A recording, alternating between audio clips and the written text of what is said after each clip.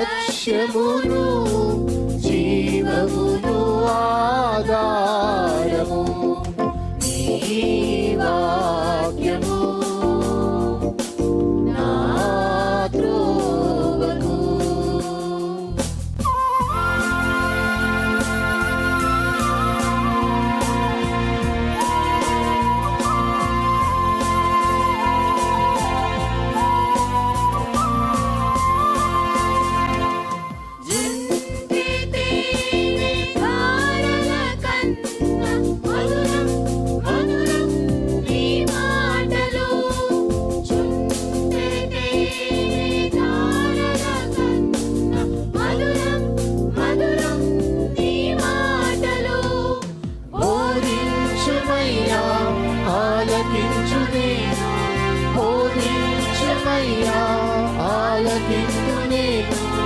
అనుసరింతునయ్యా ఆత్మశక్తితో, అనుసరింతునయ్యా.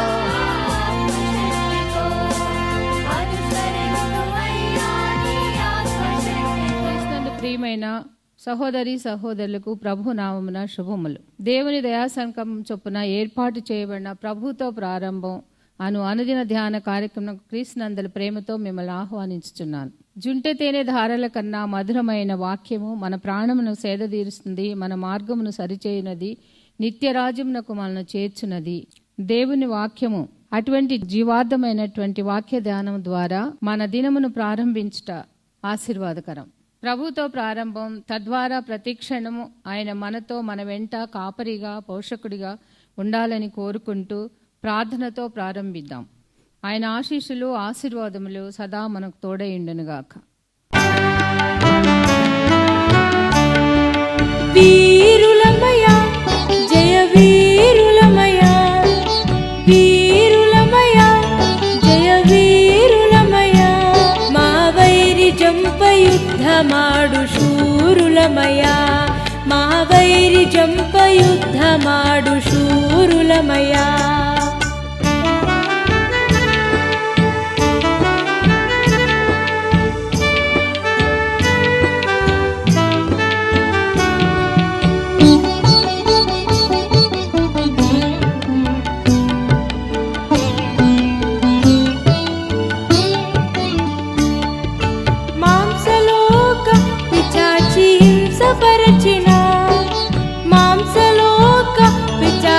హింసపరచిన మము ధ్వంసము చేయపైబడిన ధ్వజము విడమయా, మము ధ్వంసము చేయపైబడిన ధ్వజము విడమయా. వీరులమయా జయ వీరులమయా, వీరులమయా జయ వీరులమయా.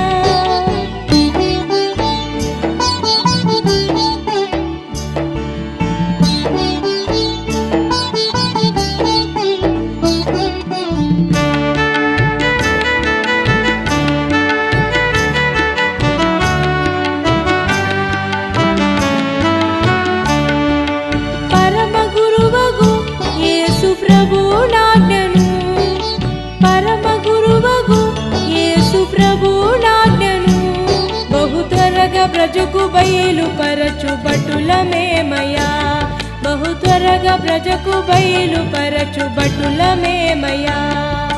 వీరులమయా జయ వీరులమయా, వీరులమయా జయ వీరులమయా. క్రీస్తునందు ప్రియమైన దేవుని సంగమా, మరొక నూతన దినమును దేవుడు మనకు అనుగ్రహించాడు. ప్రభుతో ప్రారంభం, అనుదిన ధ్యానం, ఆత్మకు క్షేమం. ఈ క్షేమకరమైన ఆశీర్వాదకరమైన శుభవర్తమానములు అనుదినము ధ్యానం చేస్తూ ఆ దేవదేవుని ఆధ్యాత్మిక మాటల చేత సెదతీర్చబట్టకు, అలాగే జీవపు మన్నా అయినటువంటి ఆయన మాటల చేత సంతృప్తిపరచబట్టకు, ఆత్మకు శక్తి కలిగింపచేయటకు దేవుడు మనకు అనుగ్రహించిన ఈ తరుణాన్ని బట్టి దేవునికి స్తుతులు చెల్లిస్తూ మరొకసారి మరొక దినం ప్రభుతో ప్రారంభించుటకు మిమ్మల్ని ప్రేమతో స్వాగతిస్తున్నాను. రండి అందరం కలిసి ప్రభుతో ప్రారంభిద్దాం. ప్రభుతో ప్రారంభం, అనుదిన ధ్యానం, ఆత్మకు క్షేమం. ప్రార్థన చేద్దాం. కృపగల దేవా దయగల తండ్రి, మీ పాదములకు స్తోత్రము చెల్లిస్తున్నాం నాయన. నీ ఉచితమైన దయా సంకల్పాన్ని బట్టి మమ్మల్ని ప్రేమించి ప్రోత్సహిస్తూ మీరు మాకు అనుగ్రహిస్తున్న ఆధ్యాత్మిక శుభ వర్తమానములు బట్టి స్తుతులు చెల్లిస్తున్నాం. ప్రతిదినము నీ లేఖనాలు ధ్యానం చేస్తుండగా మీరే మాకు ఉపదేశకుడు గనుక స్తుతులు చెల్లిస్తూ మీ ఉపదేశాన్ని, ఆ ఉపదేశ సారాంశాన్ని మా హృదయాల్లో భద్రపరుచుకున్నటకు మీ కృప అనుగ్రహించమని వేడుకుంటూ మా రక్షకుడు, మా విమోచకుడు సజీవుడని యేసు నామమున అడిగి వేడుకుంటున్నాం తండ్రి, ఆమెన్. 23వ కీర్తన 3వ వచనం. శ్రేయస్కరమైన ఆశీర్వాదములతో నీవతని ఎదుర్కొనుచున్నావు, అతని తల మీద అపరంజి కిరీటము నీవు ఉంచి ఉన్నావు. ఎవరైతే దేవుని బలం మీద ఆధారపడి ఆ బలాన్ని బట్టి సంతోషిస్తారో, ఎవరైతే దేవుని రక్షణలో కొనసాగుతూ ఆ రక్షణను బట్టి హర్షిస్తారో, అలాగే ఎవరైతే మరి వారి మనోభీష్టము సఫలం చేసే ఆ శక్తిని దేవుని ద్వారా పొందుతారో, అటువంటి వారి ఆ క్రమములో, ఆ ఆశీర్వాదపు ఆ క్రమములో ఈ 3వ వచనం మరొక వాగ్దానము మరి అనుగ్రహించబడింది. అదేంటంటే శ్రేయస్కరమైన ఆశీర్వాదములతో నీవతని ఎదుర్కొనుచున్నావు. సో చాలాసార్లు మేము చాలా దీవించబడ్డాము, ఆస్వాదించబడ్డాము అని చెప్పుకుంటూ ఉంటాం. అలాగే ఇతరుల గురించి కూడా దేవుడు మిమ్మల్ని బాగా దీవించాడండి, బాగా ఆస్వాదించాడండి అని ఇతరులను కూడా మనము సంబోధిస్తూ ఉంటాం, చెబుతూ ఉంటాం. సో ఆశీర్వాదం అనేది మన భావనలో లేకపోతే మన సంభాషణలో భౌతికంగా మనం ఏమైతే పొంది ఉన్నామో అది ఆశీర్వాదంగా భావిస్తూ ఉంటాం. ఒక మంచి ఉద్యోగం వచ్చింది, దేవుడు బాగా దీవించాడండి. మంచి ఇన్కమ్ వచ్చింది, దీవించాడు. ఇల్లు కట్టుకున్నాం, బిడ్డలు కలిగారు. ఇలా ఈ లోకంలో మనం పొందిన వాటన్నిటిని కూడా ఆశీర్వాదాలుగా మనము లెక్కిస్తూ మరి వాటిని బట్టి ఆనందిస్తాము, కొన్నిసార్లు అతిశయిస్తాం కూడా. అవన్నీ దేవుడు అనుగ్రహించిన ఆశీర్వాదాలే, నేను కాదని చెప్పను. కానీ శ్రేయస్కరమైన ఆశీర్వాదం అనే ఈ మాట మనము జ్ఞాపకం చేసుకోవాలి అంటే, ఈ మాట మనకు తెలియాలి, లేకపోతే ఈ శ్రేయస్కరమైన ఆశీర్వాదం యొక్క విలువ మనకు తెలియాలి అంటే ఒకసారి ఆలోచించండి.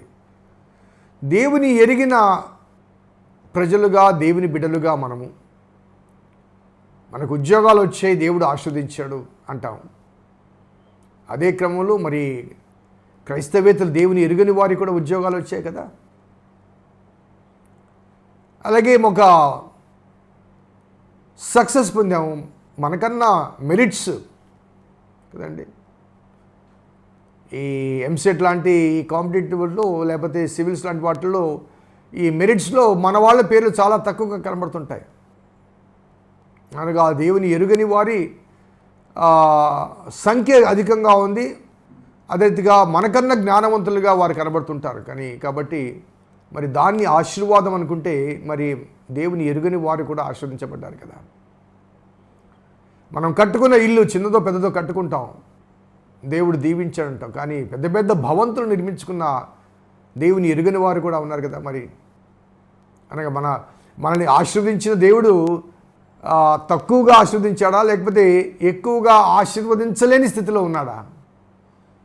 వారు నమ్మిన దేవుడు ఇంకా ఎక్కువగా వారిని ఆశీర్వదించాడా? కాబట్టి భౌతికంగా మనం పొందిన ఈ ఆశీర్వాదాలన్నీ దేవుని ఆశీర్వాదాలే కాదని చెప్పను. కానీ మనము అదే రీతిగా అనగా దేవుని ఎరిగిన మనము, దేవుని ఎరుగని వారు కూడా మనము వేటినైతే ఆశీర్వాదాలుగా భావించి అతిశయపడుతున్నామో వారికి కూడా అవే అంశాలు వారికి ఉన్నాయి, అదే ఆశీర్వాదాలు వారు కూడా పొందుతున్నారు. మనకన్నా ఎక్కువగా వారు ఆ ఆశీర్వాదాలు పొందుతున్నారు. ఆస్తులు, ఐశ్వర్యాలు, పొలాలు, పంటలు.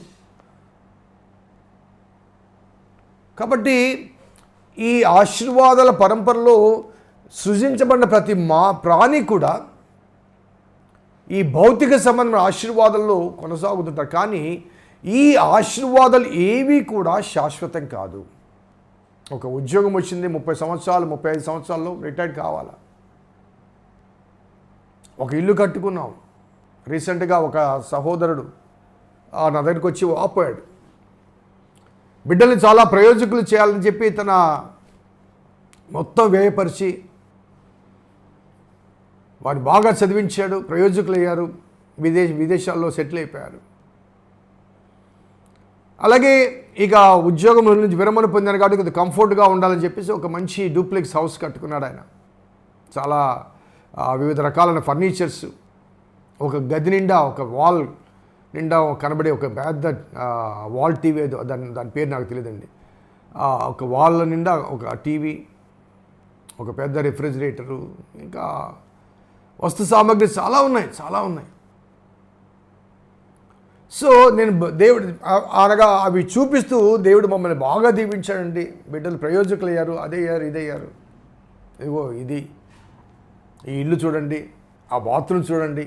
ఇలా దేవుడు తను దీవించిన ఆశీర్వాదాలన్నీ కూడా తాను చెప్పుకుంటూ ఆఖరికి పాస్టర్ గారు నిజం ఒప్పుకోవాల్సి వస్తుంది, చాలా బాధగా ఉందండి అన్నాడు. ఎందుకండి బాధ అన్నాడు. అందరూ బాగా అభివృద్ధి పొందారు కదా, బాగా డెవలప్ అయ్యారు కదా, మీరు కూడా బాగా కావాల్సిన సంపాదించుకున్నారు కదా, ఎందుకండి బాధ? పాస్టర్ గారు, వయసును బట్టి కొన్ని బలహీనతలు వచ్చాయి, ఏం చేయాలో తోచడం లేదు. రాత్రులు నేను మా ఆవిడ పడుకుంటాం, సడన్గా ఏదైనా ఒక కల వస్తుంది, కలవరింపు వస్తుంది, ఒక బలహీనత కలుగుతుంది. మాకు ఎవరు లేడండి, మాకు చూసేవాడు ఎవడు లేడండి. మా బిడ్డలు ఎక్కడో విదేశాలు ఉన్నారు. ఫోన్ చేసి వారికి ఇబ్బంది పడ్డం ఎందుకని మేము ఫోన్ చేయడం మానేసాము. ఒకవేళ ఫోన్ చేసినా కానీ డాడీ మీ కార్డు చెప్పండి, డబ్బులు పంపిస్తామంటారు తప్ప వాళ్ళు రాలేరు. వాళ్ళు రప్పించడం కూడా మాకు ఇష్టం లేదు. చాలా ఇబ్బందిగా ఉందండి, బాధాకరంగా ఉంది. ఈ లైఫ్ చాలా మిజరబుల్గా ఉందండి. అదేంటండి, ఇన్ని కంఫర్ట్స్ ఉన్నాయి కదా, ఇంత లగ్జరీస్ మీరు సమకూర్చుకున్నారు కదా, ఎంత ఆస్వాదించబడ్డారంటే. ఏం ఆశీర్వాదం పాస్టర్ గారు. ఒకవేళ రేపు మాకేమన్నా అయితే ఇవన్నీ ఏం కావాలి చెప్పండి. వాళ్ళేమో రారు అంటూ వాళ్ళ కజిన్కి జరిగిన ఒక ఎగ్జాంపుల్, అనగా అతనికి ఇటువంటి నైరాశ్యం కలగడానికి ఆ ఎగ్జాంపుల్ ఒక కారణం. వాళ్ళ పిల్లలు కూడా ఆస్ట్రేలియాలో ఎక్కడ ఉన్నారట. చాలా ముద్దు ముచ్చటగా బాగా చక్కగా ఇల్లు కట్టుకున్నారు. వాళ్ళు కూడా చాలాగా ఇలాగే వస్తు సామాగ్రి పెట్టుకున్నారు. సడన్గా ఆయన చనిపోవడం జరిగింది. ఆయన చనిపోయిన వెంటనే ఆ బిడ్డలు వచ్చి ఏం చేశారంటే ఆ ఇంట్లోని వస్తువులన్నీ కూడా ఓఎల్ఎక్స్కి బేరం పెట్టారు, ఇంటిని బేరం పెట్టారు. అమ్మ ఒక్కతే ఉంది, అమ్మ నువ్వు ఒక్కదాని ఎలా ఉంటావు, ఈ వస్తువులు ఇంత ఇల్లు అవసరమా, ఇంత పెద్ద ఇంట్లో నువ్వు ఒక్కదాని ఉంటే నీకేమన్నా అయితే ఎలాగా, దొంగలు పడతారేమో, అదేమో ఇదనో బాగా బెదిరించారు, భయపెట్టారు. ఆమె కూడా నేను ఉండలేను అంది. రామ్మ మాతో పాటు అన్నారు, తీసుకెళ్ళారు. ఈ సామాను ఇల్లు పోయింది, సామాను అమ్మేశారు, ఇల్లు లేదు. అక్కడ ఆమె ఉండలేకపోయింది. కారణాలు అనేకం కాకపోతే అవన్నీ తాను వ్యక్తపరచలా. ఉండలేకపోయింది, తిరిగి వచ్చింది. ఎక్కడ ఉండాలో తెలీదు. సో కొడుకు ఫోన్ చేసి, మమ్మీ పలాని ఓల్డేజ్ హోమ్ ఉంది, నేను డబ్బులు పంపిస్తాను, అక్కడ ఉండమ్మా అన్నాడు. సో ఫైనల్ సెటిల్మెంట్ ఎక్కడంటే భర్త గ్రేవ్లో, భార్య ఓల్డేజ్ హోమ్లో.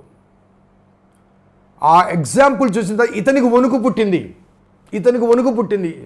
ఇంత సంపాదించాను ప్రభా, పాస్టర్ గారు ఇంత సంపాదించాను, రేపు నా పరిస్థితి, నా భార్య పరిస్థితి కూడా ఇదే కదా, ఇవన్నీ కూడా నా ఆశీర్వాదాలు అనుకున్నాను, కానీ ఇది కాదు పాస్టర్ గారు నా ఆశీర్వాదం. ఈ ఆశీర్వాదాలు ఏవి నాకు సంతృప్తిని ఇవ్వడం లేదు. భౌతికంగా నాకున్న ఆస్తి కానీ, ఐశ్వర్యం కానీ, డబ్బు కానీ, ఇళ్ళు కానీ, భవనాలు కానీ, వస్తు సామాగ్రి కానీ, నా బిడ్డలు కానీ, వారి ప్రయోజకత్వం కానీ, ఇవన్నీ ఆశీర్వాదాలు అనుకున్నాను, కానీ నిజమైన ఆశీర్వాదం ఇది కాదు పాస్టర్. నాకు మనసులో ప్రశాంతత లేదు, శాంతి లేదు, దిగులు, చింత. ఒకసారి ఆలోచించండి. మనం ఎప్పుడు ఆలోచించము ఈ రీతిగా. మనం పొందిన వాటిని మనం సంపాదించుకున్న వాటిని బట్టి గర్విస్తాం, అతిశయపడతాం. కానీ ఇవన్నీ కూడా ఒకనాడు మనం విడిచిపెట్టేవి. ఆశీర్వాదాలు అనే ఈ భావించే ఈ అంశాలన్నీ కూడా దేవుని ఎరిగిన వారికి, దేవుని ఎరుగని వారికి కూడా కలుగుతాయి. దేవుని ఎరిగిన వారికి, దేవుని ఎరుగని వారికి కూడా కలుగుతాయి. దేవుని ఎరగని వారికి ఇంకా అధికంగా కనబడతాయి. కానీ అవన్నీ కూడా ఒకనాడు విడిచిపెట్టాలి. సో నా దగ్గర ₹1,00,000 ఉంటే నేను వెళ్ళేటప్పుడు ఆ ₹1,00,000 విడిచిపెడతాను. నీ దగ్గర ₹1,00,00,000 ఉంటే నువ్వు ₹1,00,00,000 వదిలిపెట్టాలి. కాబట్టి బాధ లక్షాధికారి కన్నా కోటీశ్వరుడికి ఎక్కువగా ఉంటుంది కదండి. నేను పోయిన తర్వాత ఇల్లు ఏమవుతుందో, ఈ వాకిలు ఏమవుతుందో, ఆ పొలం ఏమవుతుందో, ఆ డాక్యుమెంట్స్ ఎక్కడున్నాయో, ఈ దిగులు చింతలు. సో ఈ అనుభవాల మధ్య నిజమైన ఆశీర్వాదం ఏంటంటే, శ్రేయస్కరమైన ఆశీర్వాదం ఏంటంటే, నీకు మానసిక ప్రశాంతత కలిగించే, శాంతి సమాధానాన్ని కలిగించే ఆ దేవుడు నీలో నివసించాలి. నీలో నివసించాలి. అది ఆశీర్వాదం. నీకున్నవి, నువ్వు సంపాదించుకున్నవి నీవి అని భావించిన నీ ఆశీర్వాదాలన్నీ కూడా ఈనాడు ఉండవచ్చు, ఉండకపోవచ్చు. నీ బిడ్డలు నిన్ను చూడవచ్చు, చూడకపోవచ్చు. నీ ఆస్తిని మరి నీకు ఉండవచ్చు, ఉండకపోవచ్చు. కానీ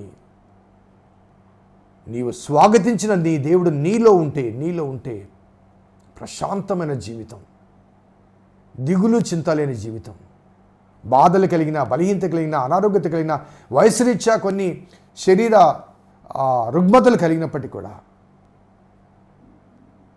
నా దేవుడు నాకున్నాడు. అన్నిటికన్నా ఇంకా ఇంకా ఉన్నతమైన ఆశీర్వాదం క్రైస్తవేతరు అనగా దేవుని ఎరుగని ప్రపంచానికి, దేవుని ఎరిగి దేవుని కలిగిన ప్రపంచానికి ఉన్న ఆశీర్వాదం ఏంటంటే, ఆయన మనకు పరలోక స్వాస్థ్యాన్ని ఇచ్చాడు. ఆయన పరలోక స్వాస్థ్యాన్ని ఇచ్చాడు. అది శ్రేయస్కరమైన ఆశీర్వాదం. అంటే విడిచిపెట్టే ఈ ప్రపంచంలో నుంచి విడవబడి ఆ ప్రపంచంలోనికి ప్రమోట్ చేయబడమే నిజమైన ఆశీర్వాదం. అది దేవుని ఎరుగని ప్రజలకు తెలియదు. భౌతిక నేత్రాలు కనిపించేవి మాత్రమే వారికి కలిగిన ఆశీర్వాదాలు. కానీ ఆధ్యాత్మిక దృష్టితో చూచేవి ఆ పరలోక సంబంధమైన ఆశీర్వాదాలు. సో ఆ ఆశీర్వాదాలతో దేవుడు ఎదుర్కొంటాడట. He comes forward. ఈ విషయాన్ని నేను రేపు కూడా ఎక్స్ప్లెయిన్ చేస్తాను. శ్రేయస్కరమైన ఆశీర్వాదంతో ఆయన మనల్ని ఎదుర్కొంటాడట. కాబట్టి అటువంటి ఆశీర్వాదాన్ని దేవుడు మనకు అనుగ్రహించాడు. అందుకే మీరు దేని గురించి చింతించొద్దు. మీరు చింతించి ఎత్తి మురడత చేసుకోలేరు. మీ చింత యావత్తు నా మీద వేయండి, మీకేం కావాలో నేను ఇస్తానయ్యా, కానీ మీరు ఆయన రాజ్యాన్ని, నీతిని వెతకమన్నాడు. We are dealing with David story. ఆ దావీదులోంచే సర్వ మానవాళిని రక్షించే దేవుని కుమారుడు దావీదు కుమారుడిగా వచ్చాడు. కాబట్టి దావీదు సాక్ష్యంలోంచి ఈ మాటలన్నీ కూడా దావీదు కుమారుడుగా వచ్చిన దేవుని కుమారుడు మనకు అనుగ్రహించిన ఆశీర్వాదాలు వెల్లువ. కాబట్టి this is not just history of David, but the story of us. మన జీవితం, మన కథనం, ఆనాటి చరిత్రను ఈనాటి మన జీవితానికి అన్వయించుకొని ఆపాదించుకొని ముందుకు సాగితే శ్రేయస్కరమైన ఆశీర్వాదం భౌతిక పరిధిలోనిది కాదు అన్న వాస్తవాన్ని గమనించినప్పుడు ఆ ఆశీర్వాదం కొరకు ఆయన వైపు చూడగలం. ప్రార్థించుద్దాం. కృపగల దేవా, దయగల తండ్రి, మీ పాదములకు స్తోత్రము చెల్లిస్తున్నాం నాయన. నీ ఉచితమైన దయా సంకల్పాన్ని బట్టి మమ్మల్ని ప్రేమించి మాతో సంభాషిస్తూ మా కొరకు మీరు అనుగ్రహిస్తున్న ఈ శ్రేష్టమైన దీవెనకరమైన మాటలు బట్టి స్తుతులు చెల్లిస్తున్నాం. మీ లేఖనాలోంచి మాకు వినిపిస్తున్న ఈ సువర్తమానములు మా ఆధ్యాత్మిక జీవితానికి అవసరమైనవి, ఆవశ్యకమైనవి. కాబట్టి వాటి కొరకు మమ్మల్ని అనుకూలపరచమని, మా మనసులను అనుకూలపరచమని మా రక్షకుని యేసు నామమున అడిగి వేడుకొంచున్నాం తండ్రి. ఆమెన్. తండ్రి, కుమార, పరిశుద్ధాత్మ త్రియేక దేవుని దీవెన ఈ వాక్యం విన్న బిడ్డలకు, వాక్యాభిలాషులకు సదా తోడేయును గాక. ఆమెన్. God bless you. దేవుడిని దీవించును గాక.